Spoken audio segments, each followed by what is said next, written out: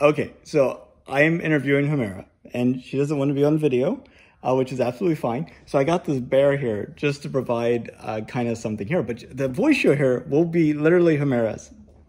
Humera, can you say a little bit about yourself? Well, my name is Humera. I think we've known each other for like donkey of years. I can't even go back how far. Over 2 decades. Yeah, when our kids were in the first grade. First grade, okay, so maybe 1.5 decade. Yeah, about 22 years. Yeah. Roughly 20 years ago. 20 years, yeah. Yeah, 20 years ago we've known each other. I love your passion.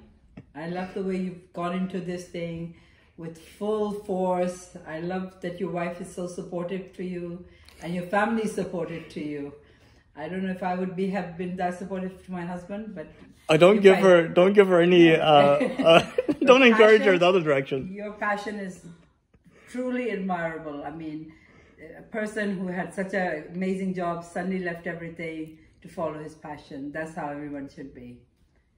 Saying all that thing aside, my question to you is a very big question. Okay. I asked that to my husband about the football, that we sit and watch football matches and everything. All right, you are at each other's throat watching football or cricket matches or this thing, just so one team or the other. What are we gaining out of it? What are our generations getting? Yes, it's a game. But the amount of money that goes into it and the amount of money those people are making to play these matches, can that not money be used for something more productive? Well, I think there's, we were talking about space right before here. You're like, we're going to go to the moon. What's the point of that? I'd like to ask you a couple of questions first. Like, if you look at the long-range future of humanity, do you think humanity is destined to live and die with the Earth? Or do you see humanity as branching out into the rest of the solar system and eventually to the rest of the stars? How practical are we talking about it? Are we being practical? Or are we just assuming or dreaming? Dreaming is very good, right? Why was the first, the man that landed on the moon, how many years ago? I don't even remember. 50 years ago. Well, the first man that landed on the moon was 1969, so that's like 53 years ago. 53 years ago. Yeah. After that, what happened? If they had got that much technology at that point, with science not advancing that much, a man landed on the moon 53 years ago, right? They did their research, they brought back information about the sun, about the earth and whatever from there, fine. That 53-year period, how could they not have made it more easier to approach the moon? What was the hindrance there?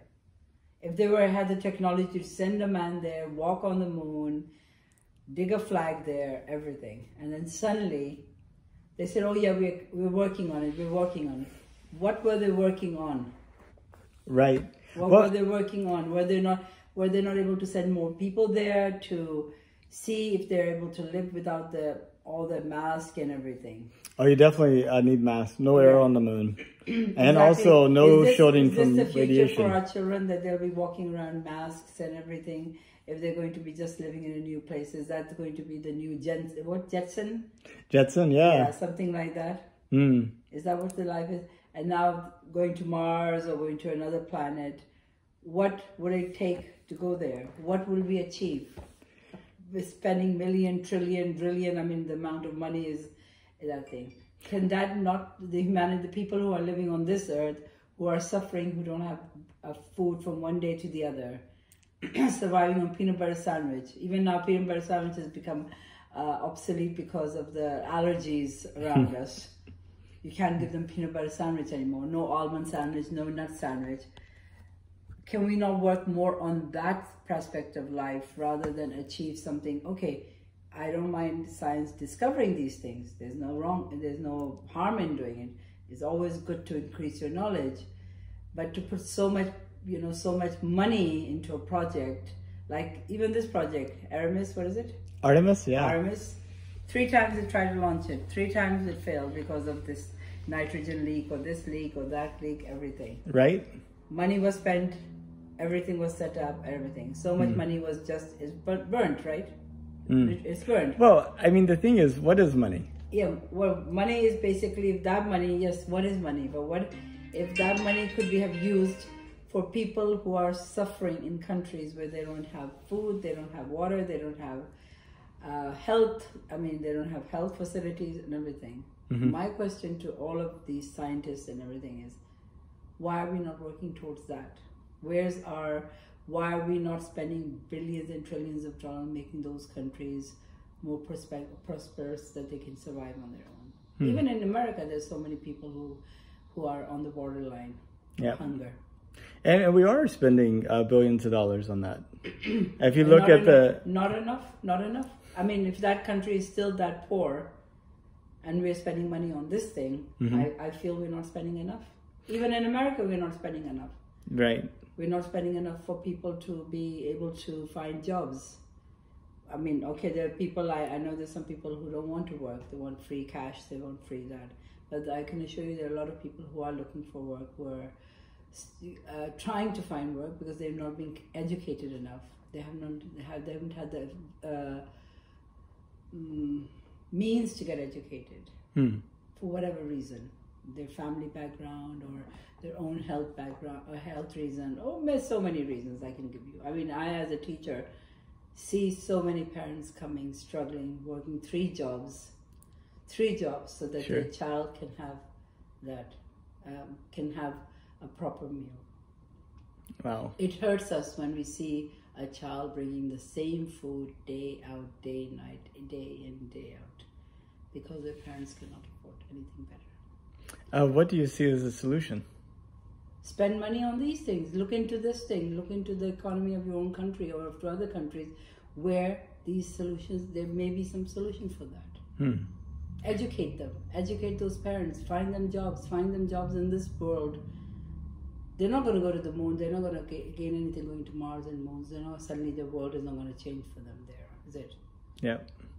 Their kids, if they are living in a poverty here, they're going to carry on unless we do something for them. But we spend a lot of money on people. Not enough. Think about it. But how would you spend the money differently? How would I spend the difference? Yeah, I mean... improve their education. Make people... create jobs for them. Don't put barriers on them. Even a person who gets educated, GD, associate degree, when they go to look for a job, they don't find jobs because, you don't have experience. How are you going to get experience? By volunteering for projects, doing stuff on your own. Yeah, doing your things. But if you get an opportunity. I think Canada has the best solution for the education. Tell me about it. Education in Canada. They have a co-op program. A child goes into university, right? It may be 5-year program. They go into university. 4 years they study. 4 months they study. 4 months while they're studying, they look for a job. Companies are employing them on their basis that yes, they're in university. 4 months they study. 4 months they study. 4 months they work. They get paid. And they have similar programs here. Not in all the universities. The majority of the universities in Canada do that. And so when a child leaves after 5 years, he is guaranteed a job in some or the other company.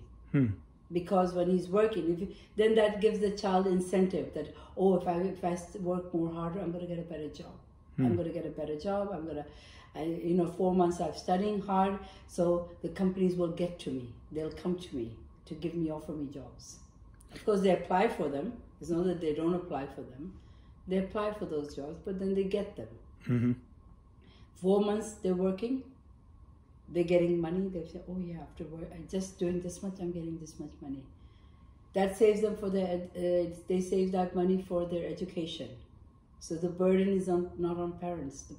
Some parents pay, some are paid by the students themselves. But a lot of people go to school and they don't take full advantage of it. They don't do the homework. They don't pay attention in class. But if you have that's the thing. They have a vision that this is what's going to happen if I study. I'm getting paid for it. Even after one semester, I've studied 4 months. I'm getting something. If I apply for a job, I get something. It's not just working in a supermarket. It's nothing. It's in what my field I'm working in. Right? So that gives them an incentive. So they try to push themselves to do more. They try to work harder. For the next semester they work. They put their 4 months of studies, then that 4 months later they get another job. The professors help them look for jobs. They have websites where they have all these companies saying that, okay, we're looking for these sort of people. This much experience will give them the experience. And then they get an option to, so after 5 years, they're like 80% sure, if not 90% sure, that they will land a job within the few months after they graduate. We have internships also. We do internships here, which is becoming more common now. But before it wasn't that common. Now it is more common. Kids are following the same direction that they get into. Some are paid, some are not paid. Right? Some are paid, or not all internships are paid. And a child, when he goes around looking for it, it is on his thing. This universities to some point help, but not to full. The child, if the child has that thing, it's not a push. They're pushing them to apply. They're pushing the students that you must, you have to apply. So 80% are applying, so that at least 80% are that. So the other 20% who didn't apply like last year, they're sitting at home for 4 months and thinking, oh gosh, if I had worked hard, I would have, if I had applied, I would have got an internship somewhere. Because they're not having any classes then, if they're in a program. It puts some mark against them, but not a educational wise they don't lose out, but it's, the experience wise they're losing out. Because I've seen both the examples. I've seen one child who's doing this intern, and one child, he says, I didn't know I had to apply then. I didn't know. The professor says, I told you to apply, but I told all the kids to apply. Why didn't you apply? Right. No complaining now. What do I do for 4 months? Yeah. So then the next semester he applied, but not with such thing, because he says, oh, they're not going to take me because I didn't do the first semester, I didn't do this, I didn't do that. If you have that negativity, that you can't help any child in that way. Even here, you can't help them. You have kids who have not done anything. After 4 years of degree, they're standing there, what shall we do now? With all the college debt too. Yeah, with all the college debts, what are we going to do now? Yeah. Parents here, majority of them pay up to high school, and that's it. Give you a car key, that's it. You go do your own thing now. You go into university, you don't go into university. Your son has done it, my son has done it. They've struggled through their university years. They've done odd jobs just to get up. Yes, they're doing other things, but they've done odd jobs so that, not for the money wise, but just to get experience. So because of that, they get jobs at the end. So that is it. That's what we have to promote here. What I'm trying to say is, let's put money into these things, and not with just kids who are bright. Let's go into charter schools. Let's go into other schools and promote this thing for them, so that they can, for the next generation to achieve something. I mean, I have nothing against space. I love the space. I love walking in the dark, looking at the sky, and I'm wondering, oh my God, what is this? What is this? Yesterday I think there was some ISS going on. Yeah. I went out, look, I couldn't find anything about it. Oh, really? With the pass overnight? Yeah. Yeah. But of course, I think I missed the time frame or whatever. But the pictures were beautiful. It's fascinating. Oh, you saw some pictures of people? I don't know, someone just put it, but I think it's more of an image that they took from somewhere else that they put on Glenlock Farm. I see. It, no? Yeah, I didn't see the picture, but I did see the message that the ISS is going to be. Yeah. So someone just. Oh, that's interesting. I think I think they just took a picture from somewhere and just put it there. It's not someone who actually took a picture. I see. I said, no, it's fascinating. I mean, I love that thing. I love standing out and gazing at the stars and everything. But my only thing is that I know everything takes time. But what my thing is that from 53 years to now, what have we achieved? Well, I mean, we've achieved a lot. I mean, look at, we got the personal computer, the internet. No, that is okay. The 53 years of going to the moon. Where are we on that path? That's my only question. Well, I built the International Space Station, a space shuttle. So what are we getting? Well, that's a good question. What are we getting out of that? A lot of research. We have a lot of internships at NASA, Yeah, so they get some. They get a lot of, experience, engineering, operations, and yeah, I can imagine that. Yeah. What are we getting at that? Well, a trained workforce, with experience. So you go and do the NASA internships, and now you can put that on your resume. Yeah, that's true. Is. I don't think about doing research. Research is the best thing because you achieve so much more. But the money that's being put to go onto these places, that's my concern. Not about do as much as research you can. Yes, we should know what's on our horizon, what is above there, what is everything. That is okay. But do you know how much the NASA budget is this year? Millions, trillions. 25 billion. Do you know how much the military budget is this year? I have no idea. About 600 billion. Yeah. So, I mean, that's the thing. What is the educational budget? How much is the education budget? I don't know. How much is the public? Well, it depends on how you add it up. And how much is it? How much is it for this thing? I mean, they're saying they're forgiving the debt of $10,000, right? For if a person is 125,000. Mm-hmm. Let's be realistic. Yeah. Is your son earning 125,000 after graduating from university? We know people that are. No. Is your son earning that much? Is Stephen earning 125,000? Is he earning 125,000 there? He is. Yes. Yes. That's good. Yes. Because Samit isn't. 125,000 is a lot of money. Not how many people average earn 100,000? I don't know. Yeah. Look at that. 100,000. Someone earning 100,000 is an average, right? Okay, you're forgiving 10,000 debts. But people who have struggled and they have debts about 50, 60,000, 10,000 is nothing. 10,000 is nothing for them. It's just... If they have 50 or $60,000 in debt? Yeah. I mean, it's a step. Yeah, it's just 10,000. It's just a step into the step. Thing. Yeah, and if they're not earning that kind of money, 50, 60, if they're not earning 125,000, yeah, we're talking about people who are, engineers, and even they're earning about 100,000.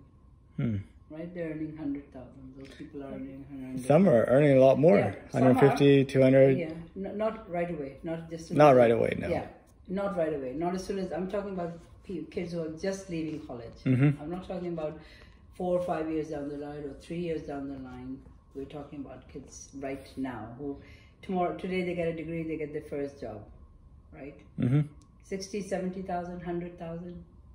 Yeah. That's the max they're making, right? And then they have a debt of about 50, 60,000 on them. Yeah. Even more. What is it? 20,000 per month for their each year? Something roughly like that. No? It depends on what school you go to. Yeah, exactly. So if you have that kind of debt on you, for them 10,000 and they're not earning enough, how are they going to make an ends meet? 10,000 is a good thing that they are giving something better than nothing, as I say.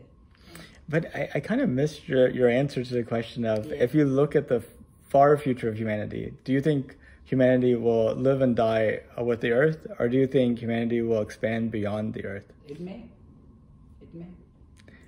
This is a question that is a very good question, but I have no answer for it. It may. What would you prefer? Again, I'm saying, what would be life there? What sort of a life are we thinking of? Well, people say that about living in Minnesota too. Yeah, so yeah, that's true. No, but what sort of a life will it be? Will it be just people flying there with their pipes and everything going there, or are they thinking of other things there? Are they going to be thinking of building like a cocoon there, that you live in a cocoon? Yeah. But I mean, we spend most of our time indoors. Yeah. Even here, whenever you walk outside. We're going to be living in a cocoon there. Yeah. Well, our life would be a cocoon that we're okay. We've got oxygen in that area, so we're living there. Yeah. It's like people who have oxygen deficiency, or people who are bubble kids. That's their life, isn't it? They just live in that bubble. They can't go out of that bubble. So is that what we're looking into the future, living there? Humanity could change, and also humanity could change the places we go to make them suit ourselves.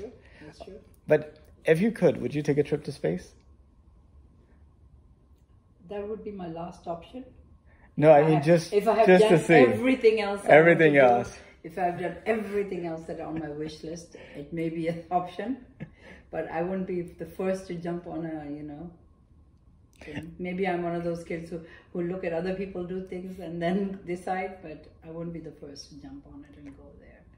I'm sure my husband would have been one. I don't know what his interview was, but maybe he was one who would be thinking about it. I don't know about Samit. He's an impulsive person. He might do it, but I'm not impulsive. I'm sorry. I've lived too long to be impulsive because it never works out for me. I have a big fall when I do impulsive things. So, I know. So, but sometimes getting all those things is the fun part, though. I know. People who are doing it, and I really admire them for. I admire you like anything. I tell people about you. And I said, this person, he's done zero gravity, flight and everything. And then I say, he's got a wife who supports him. She gets full marks also every time. So if you could imagine being a high schooler 200 years in the future in like a history class, doing a project on the 2020s, what do you think in this decade would be worth remembering and writing about 200 years from now?